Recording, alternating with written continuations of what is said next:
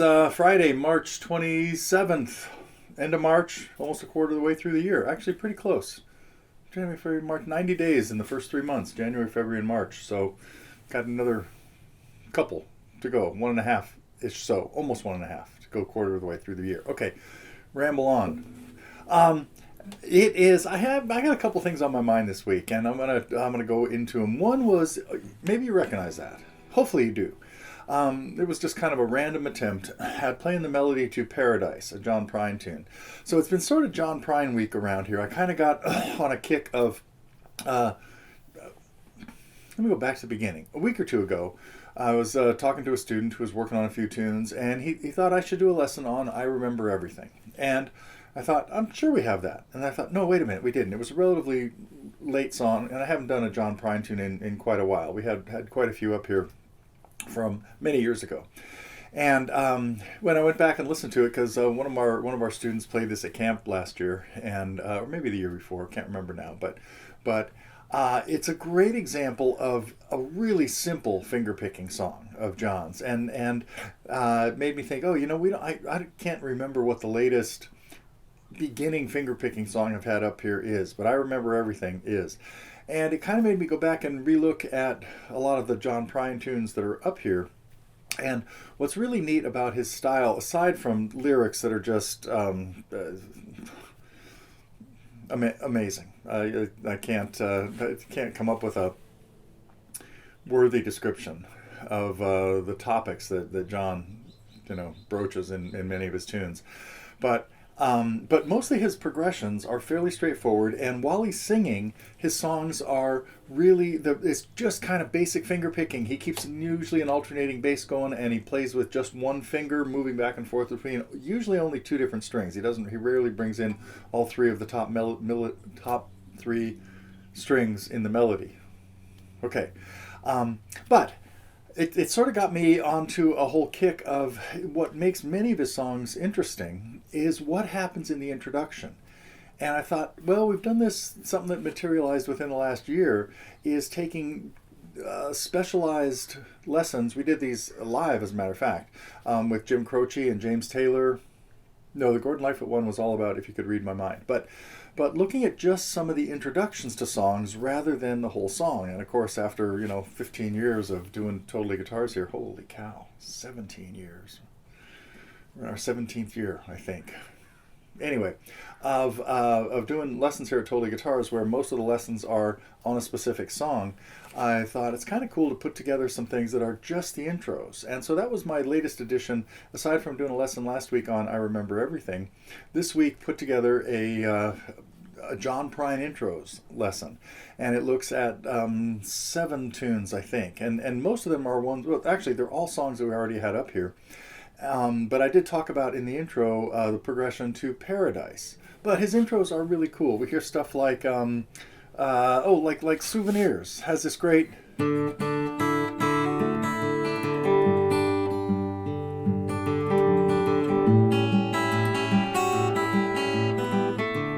So he is picking out a little bit of the melody there, and then when he sings it, he's not doing that. He just kind of picks through the chords. So Souvenirs is one of the more complicated ones, as is Big Old Goofy World, because it has an interesting little hammer-on that is timed kind of unusually, and you hammer on notes that you don't actually play, but you hear them.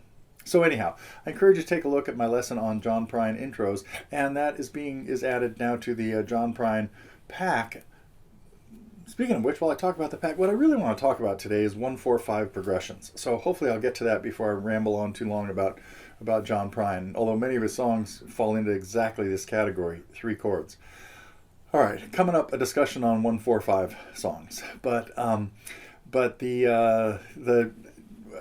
I was kind of like looking back at our John Prine pack, I realized, there's another really cool lesson, a fly on the wall lesson. Now, we have over 300 fly on the wall lessons here, and I'm sure many of you have never seen one or haven't paid attention to them. But I threw one into the pack of me working on Souvenirs with one of my students, Bill. I should ask Bill if it's okay. Bill, are you out there? Anyway, And it gives you kind of an idea of how I work with students individually when they're working on something. So the Fly on the Wall with Bill working on souvenirs is also in the John Prine pack now. Okay, enough about John Prine for today, but I think that's all I had to say. So another student came to me, and we were talking about 1, 4, 5 songs that have 1, 4, and 5 in them. And he pointed out something interesting. He says, sometimes people tell me it's a 1, 4, 5 song, and then the chords don't go in that order. I said, well, that's probably true, because most songs that only use 3 chords, or maybe variations on the 3. I'll get back to that in a second. When I talk about Folsom Prison Blues, that's a good example of 2 things: a 1, 4, 5 progression, 12-bar blues, and double time strumming. Okay. Back to the plan. So the contention was, well, there are no songs that show me a song that goes 1, 4, 5 and then repeats that over and over and over. I said, the first thing I could probably guarantee, this is really dumb, is there are probably no songs now. If somebody can find one of these, I would love to hear it. This could be the challenge. Find a song that goes 1 measure of 1, 1 measure of 4, and 1 measure of 5, and then repeats that. Okay, do you understand the challenge, the problem? That would be me writing a song that goes,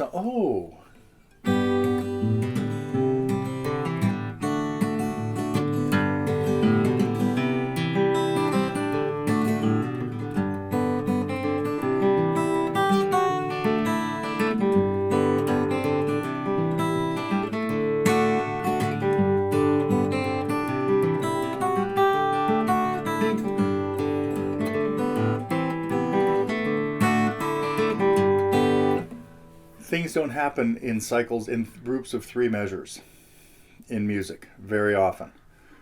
Now, that might have sounded fairly musical, what I did there, and I kept making up a melody that seemed like it could have worked. I was just doing that in the key of G, going from G to C to D. But eventually that cycle had to be broken, and I'm going to need 2 measures. So if I did that 3 or 4 times,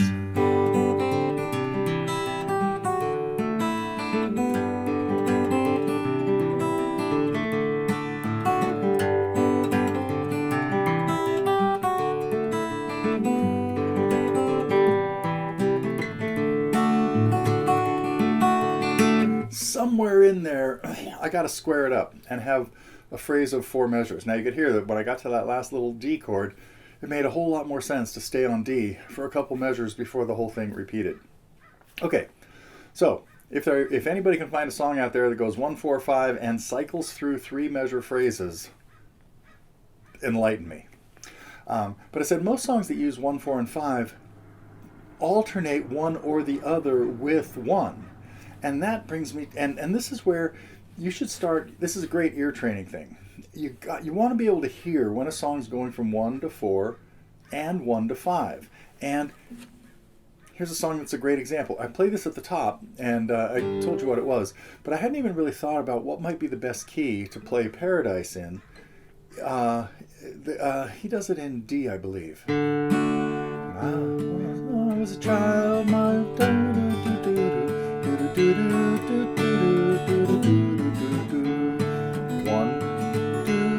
4, 1, 1, 1, 5, 1. And you should be able to hear that the 5 to 1 is a little more complete than the 4 to 1.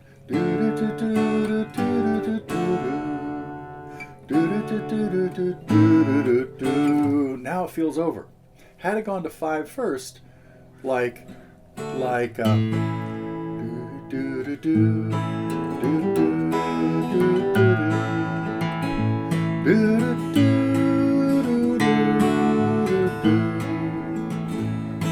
see, that doesn't feel as complete. We got to keep going.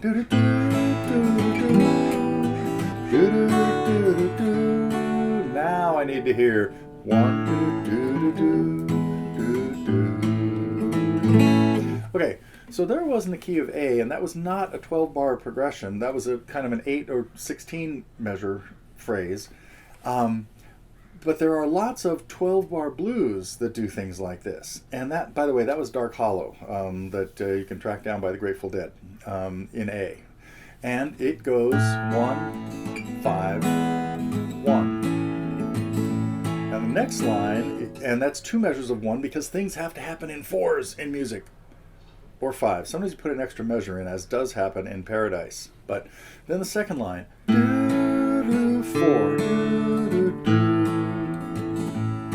Okay, so that's what we had was 1, 5, 1, 2 measures, 1, 4, 1, 2 measures. Now we need a third line that is going to be maybe a little bit different.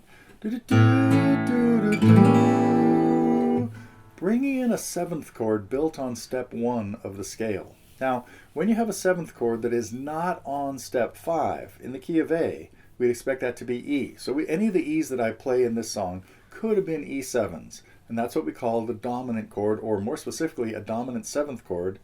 And it's called dominant because it's built on step 5 of the scale that is known as the dominant note of the scale, the way note 1 is the tonic. Okay, so now I go to an A7 chord. That is not in the key of A. When we go to a 7th chord that is not step 5 of the scale, it's acting as a 5 of the next chord, and we call it secondary dominant.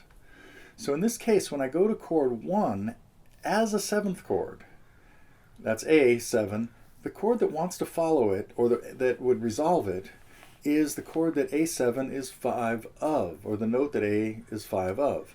And if you do the math kind of quickly or slowly, or count your way backwards from A, we make A5, and we're looking for 4.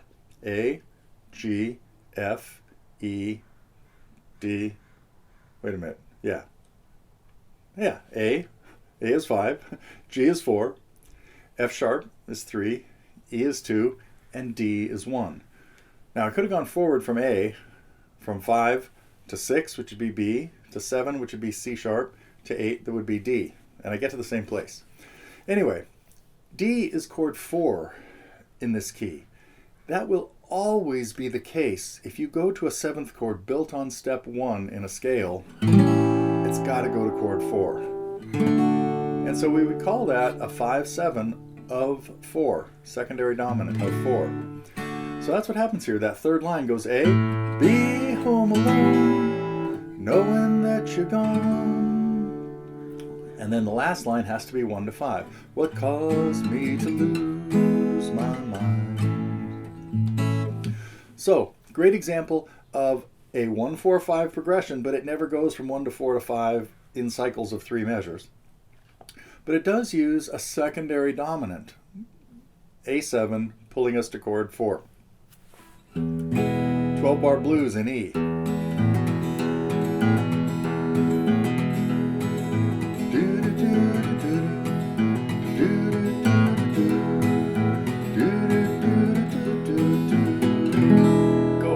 One chord becomes a 7th chord.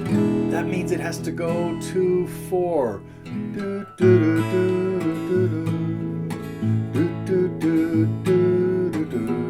Back to 1. We gotta have 5 next.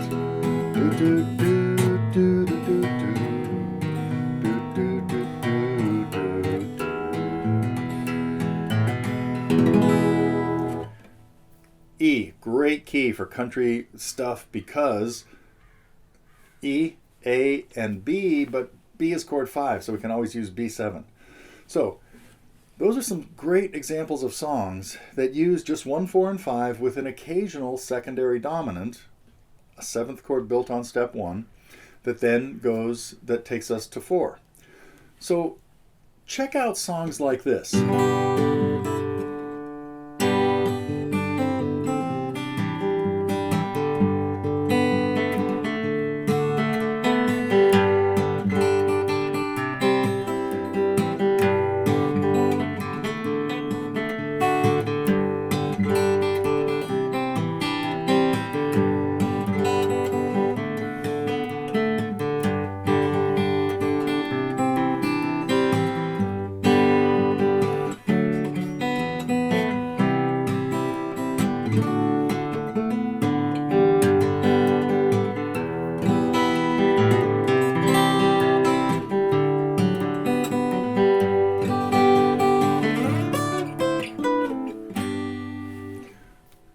1-4-5, but it used one of the minor chords. And if you only use one of the minor chords, the most likely one it goes to is in the key of G. That's E minor.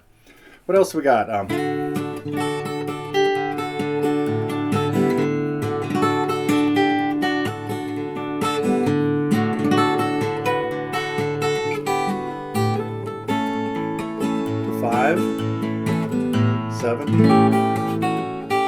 5-7, right?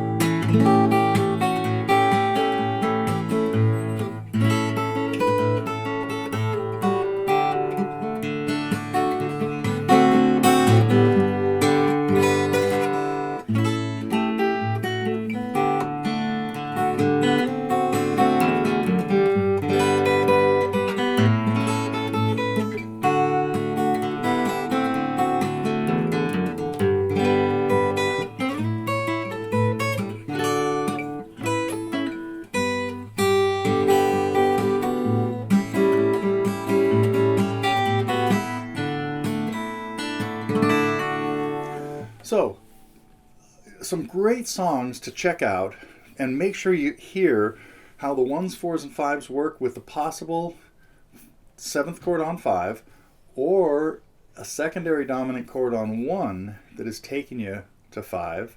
Let me see, I had a list of them here. Let's see, did I talk about all of these? Paradise, Brown Eyed Girl, Margaritaville. Oh, Teach Your Children is on the list. Dark Hollow and Folsom Prison Blues. Let's see what happens in Teach Your Children.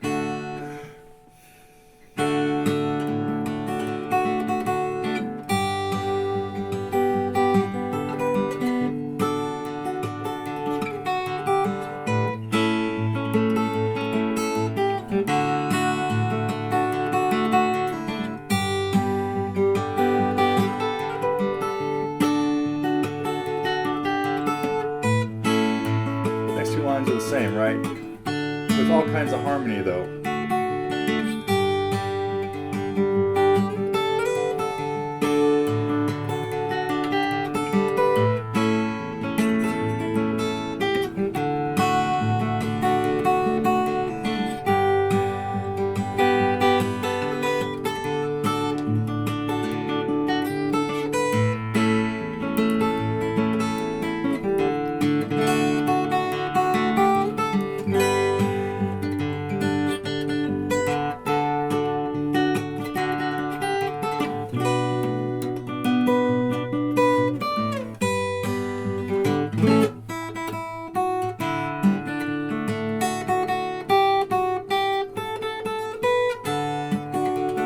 Not sure of all the harmony that happens in the and they know, and you know they love you. Anyhow, okay, that's it. The takeaway from today is study your 1-4-5 songs and understand the progressions and be able to hear them. Don't try to memorize them photographically by what you saw on the page. Okay, get your ears working. That is it for March. Next time I see you, it will be April. Oh, we have a lot of room in the. We've opened up registration for the fall camp, September 14th. So if you want to join us in the fall, get on the list or get a hold of me, and we can talk one way or another. Okay, I will be back next week.